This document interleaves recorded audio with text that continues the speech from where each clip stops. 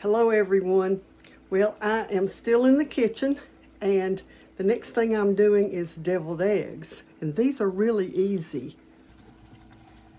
Okay, so I've got a bowl here of boiled eggs that I've actually boiled 2 days ago, I guess, because I knew I was going to be overly busy today. So the thing that I'm going to do is just take one out and cut it in half.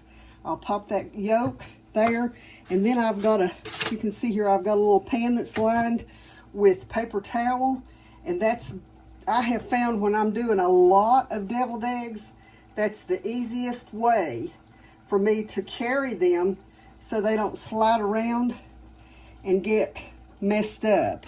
So I'll put those over there. I'm not going to do all of them at one time.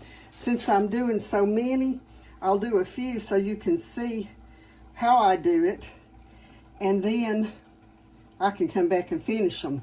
But it's easier to do about maybe 6 eggs at a time than to try to do as many as I'm doing, because I'm going to be doing probably about, I don't know, 24 or something. I know I've got somebody else bringing deviled eggs, so I'm not going to make all the ones that we need, but this will show you the easiest way to do it.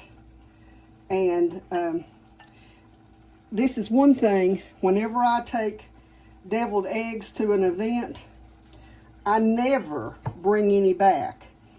And I know a lot of people like to put relish, and some people put pimentas and different things in their eggs, but not everybody likes that.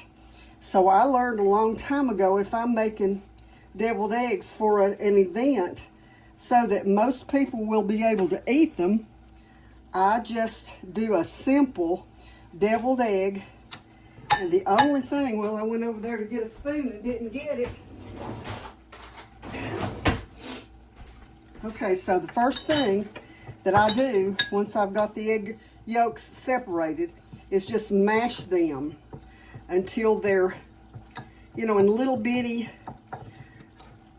almost like if you were adding, those of you who make homemade bread, you'll know what I'm talking about when you first add your butter or your fat to your flour and you work it through and it comes out in little bitty balls. That's kind of what this does. But anyways, I'll show you here in a minute what I want it to look like once I have it all mashed up. And you can see it's little bitty there. And so now the only thing that I'm going to do is add some JFG mayonnaise, and that's the mayonnaise in our household. That's a southern tradition around here.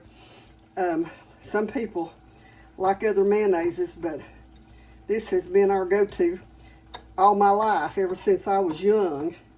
So, and I'm just mixing this in. Now, you want to make sure that if you're making them like I am, the day before they're going to be eaten, that you add a little bit of extra mayonnaise so that they don't dry out overnight.